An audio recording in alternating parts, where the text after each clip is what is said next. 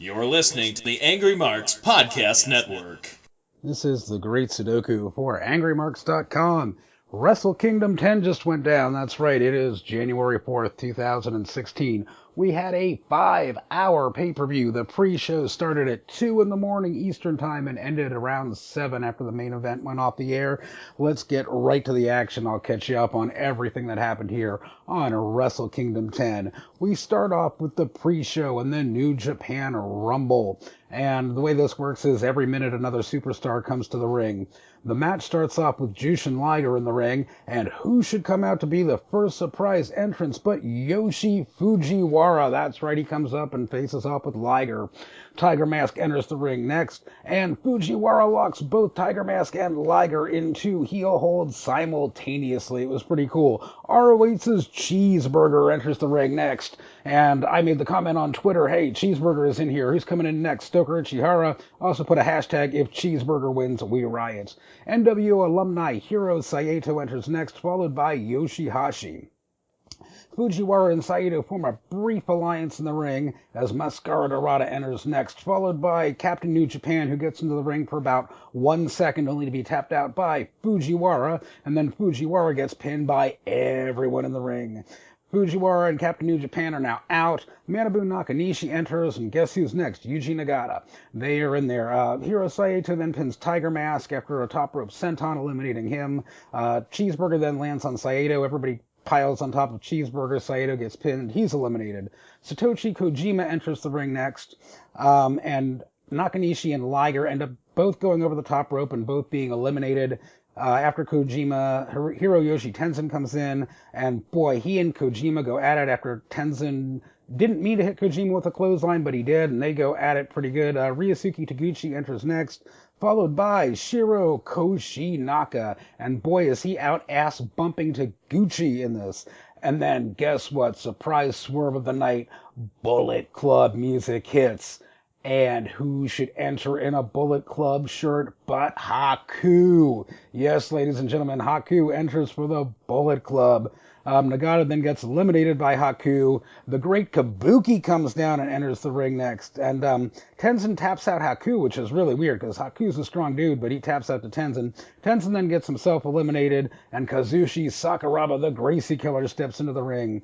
Sakuraba and Kabuki face off in the center of the ring, creating chops and blows.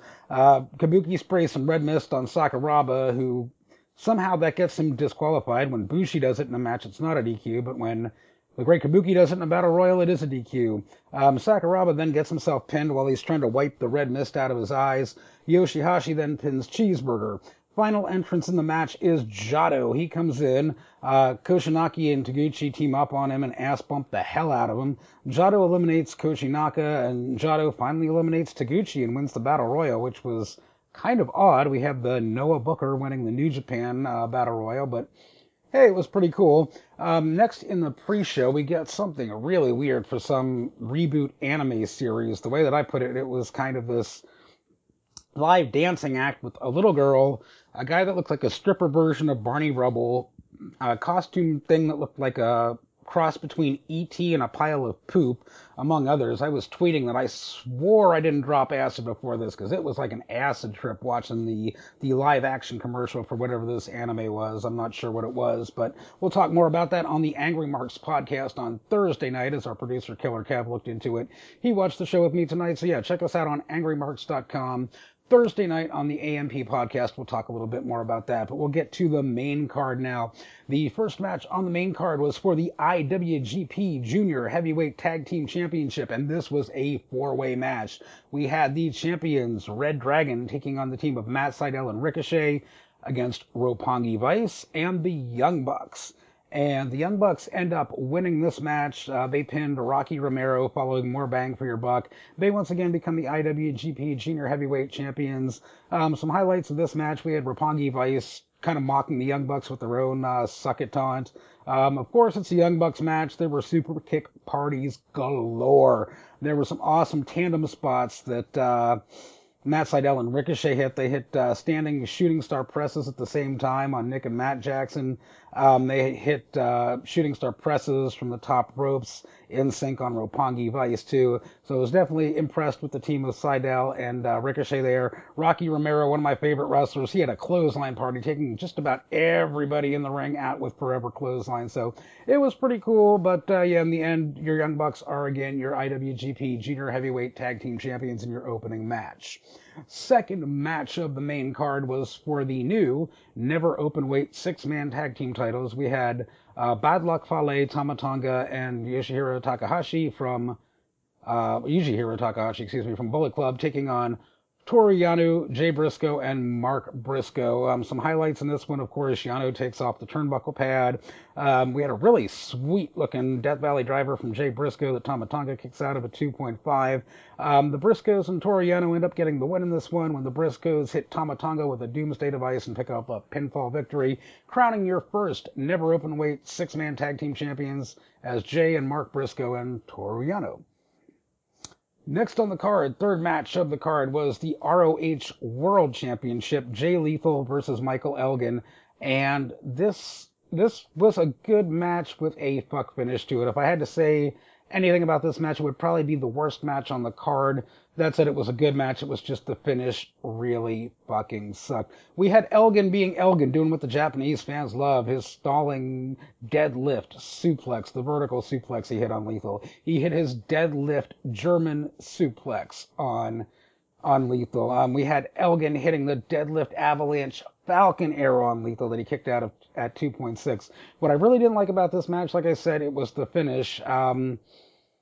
Jay Lethal picks up the Book of Truth and hits Elgin in the head with a book, and then nails him with the lethal injection to win the title. And I was tweeting, who's booking this? Vince McMahon? It's an ROH title match in New Japan, and the finish is going to involve hitting somebody with a book? Please. So that was kind of stupid. Jay Lethal retains, and it was by far the weakest match on the card. Next up, we had the IWGP Junior Heavyweight Championship on the line. The champion Kenny Omega taking on Kushida, and this was a barn burner. This was an exciting junior heavyweight match. This was one of the best matches on the card. They were all good matches. This was by far the best New Japan pay-per-view I've seen since Dominion on 7/5/2015. Back to the Kushida match. Kushida came to the ring with a ballet dressed like Doc Brown, complete with a white wig. That was kind of cool to see. Omega came out to the ring with the Young Bucks. And yeah, this kind of went back and forth. We had, Omega and Kushida going back and forth. We had a great Atomico Senton that Kushida hit from the top turnbuckle to Omega on the outside. Omega hardway German suplex Kushida at one point, which was pretty cool. Spot of the match had to be the two of them are battling on the top turnbuckle, and Kushida takes Omega to the mat with an avalanche hoverboard lock arm breaker. It was a fucking sick spot. It was awesome. Finish of this match, Kenny Omega goes for the one-wing angel, but Kushida rolls through it, rolls up Kenny Omega, 1, 2, 3, and once again, Kushida, has regained the IWGP Junior Heavyweight Championship, taking the belt from Kenny Omega. So it's good to see the title back on Kushida again. Next on the card, we had the IWGP Tag Team Championship match with the Bullet Club, Carl Anderson and Doc Gallows, with the Bullet Babe, Amber Gallows, in their corner, taking on Togi Makabe and Tomoaki Hanma. And guess what? We have new Tag Team Champions. Yes, that's right. Hanma and Makabe.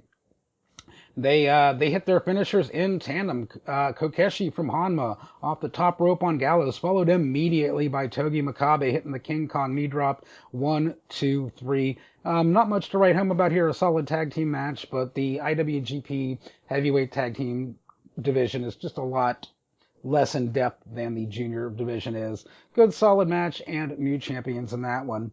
We come now to the only non-title match of the night. We had Hiroki Goto versus Tetsuya Naito.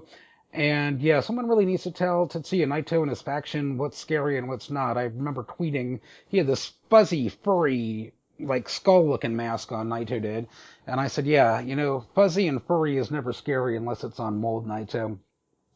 This was pretty good. This went back and forth. There were some great spots, and Hiroki Goto, as he does on most of the big pay-per-views, hit all of his cool spots. He hit the top rope sunset flip chitin on Naito, who kicked out at 2.5.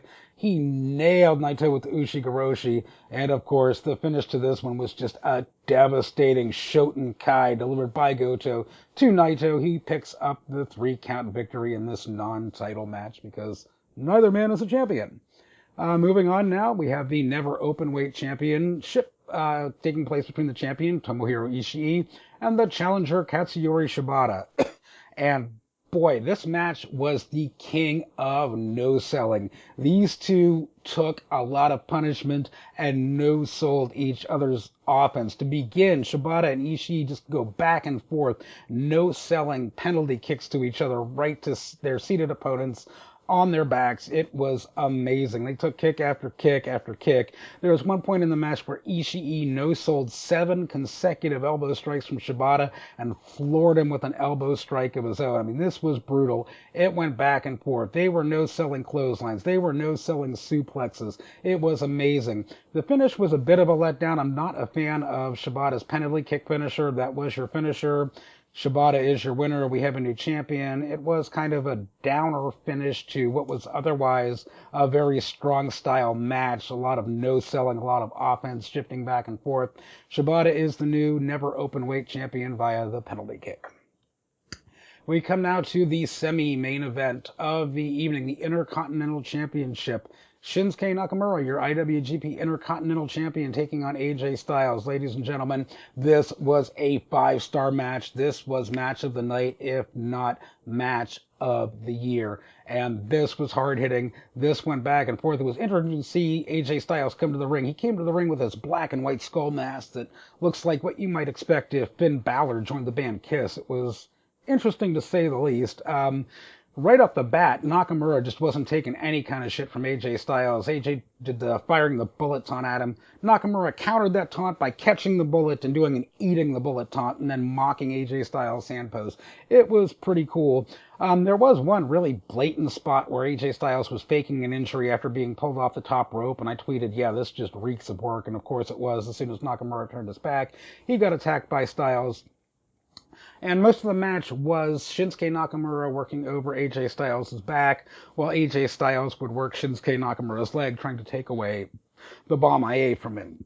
And yeah, we had, all of your normal spots, the one where Nakamura puts his opponent up in the corner and knees, and we had that one. What was really cool was Nakamura at one point had AJ Styles in a triangle hold. AJ Styles lifts him up, delivers the Styles Clash while the triangle hold is still being applied, but Nakamura kicks out at 2.95. Styles nails Nakamura with the bomb IA, goes up for a 450 slash, but again, Shinsuke Nakamura kicks out at 2.95. He is the king at kicking out of 2.95. This match was won with Shinsuke Nakamura retaining his title after Nakamura just devastates AJ Styles with 2 consecutive bomb IAs. Awesome match. 5 stars. Match of the night easily, if not match of the year. I know it's early in the year, but this was one hell of a match. We come to the last match of the card, the IWGP Heavyweight Championship on the line. The champion, Kazuchika Okada, versus the challenger, Hiroshi Tanahashi, the Japanese John Cena. If Tana wins, we riot. That was the hashtag going around Twitter among me and my friends. This was a good match. This was decent. Tanahashi is capable of putting on a good match when you put him in the ring with somebody like Okada. There were some awesome spots. There was Tanahashi hit his high fly flow from the ring apron out to the floor, or as I like to call it, the 5 knuckle frog splash. Okada had the spot where he ran, he leaped over the guardrail and took Tanahashi out in the crowd. We had each man hitting each other's finishers. Tanahashi kicked out of a high fly flow from Okada at 2.9. Okada kicked out of a Rainmaker. It was pretty cool. So it was a good match. It went back and forth. At one point, Tanahashi did hit 2 high fly flows consecutively on Okada, who kicked out at 2.96. It was really close. Okada kicked out of a dragon suplex from Tanahashi at 2.9. Okada would not stay down, and he would come out victorious in this match, finally winning with a Rainmaker lariat. fans in the Tokyo Dome go home happy, and overall I would give this pay-per-view 4.5 stars. Like I said, this pay-per-view reminds me of why I am a wrestling fan. This is easily the best pay-per-view I've seen since New Japan's Dominion show back in July. This was pretty good, folks. If you don't have New Japan World, order it. It's like $8.30, and you can watch this replay. It is well worth the price of admission for this pay-per-view alone. Again, this is The Great Sudoku. You can get at me on Twitter at Great Sudoku, and you can listen to me Thursday night on the Angry Marks AMP podcast. You're listening to the Angry Marks Podcast Network.